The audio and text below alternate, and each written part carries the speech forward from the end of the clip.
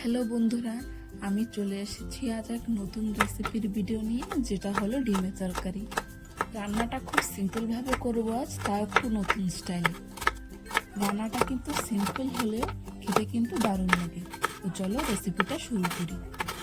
তার জন্য প্রথমে পেঁয়াজ, কাঁচা লঙ্কা, ধনেপাতা কুচি কুচি করে এখানে কেটে নিয়েছি। তারপর একটা বাটিতে 3টা ডিম ফাটিয়ে ওতে হলুদ, লবণ, লঙ্কার গুঁড়ো আর কেটে রাখা পেঁয়াজ, কাঁচা লঙ্কা, ধনেপাতা দিয়ে ডিমটাকে মিক্স করে নিয়েছি। বাড়িতে যদি ডিম কম থাকে আর লোকের সংখ্যা বেশি থাকে, তাহলে এইভাবে ডিমের তরকারি রান্না করলে 3টা ডিমে মোটামুটি 6 জন লোক খেতে পারবে।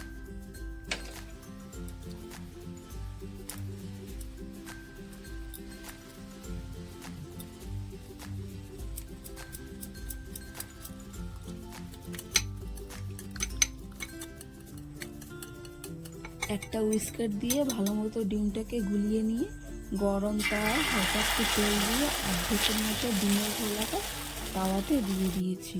ডিম ভাজার সময় যাতে ভেঙে না যায়, তার জন্য অর্ধেক অর্ধেক করে ভাজতে হবে। তার জন্য এখানে ডিমের অর্ধেক খোলা দিয়েছি, আর অর্ধেক পরে ভাজবো। ডিমের ঘোলাটা দিয়ে যখন অর্ধেক উপরে কাঁচা থাকবে, তখন এইভাবে আস্তে আস্তে ফোল্ড করে নিতে হবে, না হলে ডিমটা ভালো মতো রোল হবে না আর খুলে যেতে পারে। এইভাবে ডিমটাকে রোল করে ভালো মতো 2 পিঠ উল্টে পাল্টে ভেজে নামিয়ে তুলে রাখবো। তারপর ডিমটাকে রেখে একটা ছুরির সাহায্যে এভাবে আমি ট্রায়াঙ্গেল শেপে কেটে নিয়েছি। তোমরা চাইলে লম্বা লম্বা করেও কাটতে পারো, আমি এখানে ট্রায়াঙ্গেল শেপে কেটে নিয়েছি। যেহেতু তরকারিতে আজ আলু দেবো, তার জন্য 2টো আলু ছুলে নিয়েছি। তারপর কিউব শেপে ছোট ছোট করে কেটে নিয়েছি।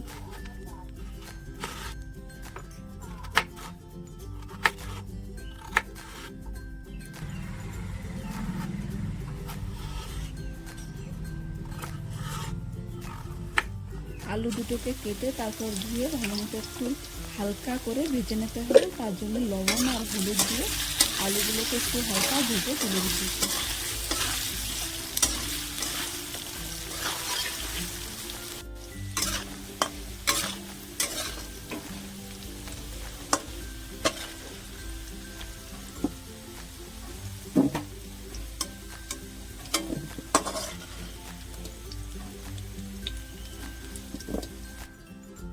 এইদিকে তরকারির গ্রেভির জন্য একটা মিক্সিং জারে একটা পেঁয়াজ, কয়টা রসুন, একটু আদা, একটা টমেটো আর 2টো কাঁচা লঙ্কা দিয়ে মিক্সিতে ব্লেন্ড করে নিয়েছি। তারপর কড়াইতে একটু তেল দিয়ে গোটা জিরে দিয়ে দিয়েছি, আর যে পেস্টটা করে রেখেছিলাম সেটাও দিয়ে দিয়েছি। পেস্টটাকে ভালো মতো ভেজে নিতে হবে, না হলে কাঁচা গন্ধটা থেকে যাবে। পেস্টটা হালকা নাড়িয়ে ভেজে নেওয়ার পর এখানে হলুদ, লবণ, লঙ্কা গুঁড়ো আর জিরে গুঁড়ো দিয়ে আরেকটু সময় ভেজে নিয়েছি।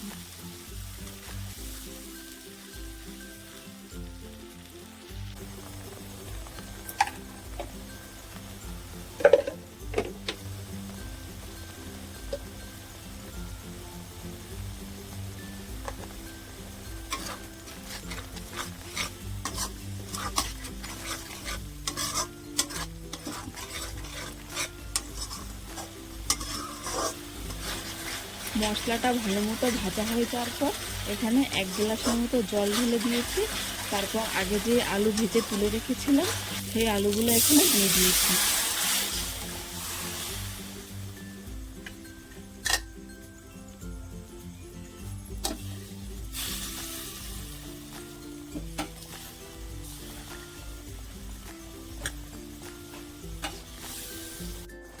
জলটা যখন ফুটে উঠবে আর আলু যখন সেদ্ধ হয়ে যাবে, তারপর যে ডিমগুলা ভেজে রেখেছিলাম সেই ডিমগুলো এখানে দিয়ে দিয়েছি।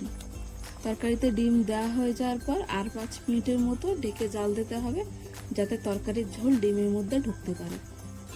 তারপর শেষের দিকে অল্প একটু গরম মশলা পাউডার আর ধনেপাতা কুচি দিয়ে হালকা একটু নাড়িয়ে ছেড়ে তরকারিটাকে নামিয়ে নিয়েছি। এভাবেই হয়ে গেল ইজি আর টেস্টি ডিমের তরকারি।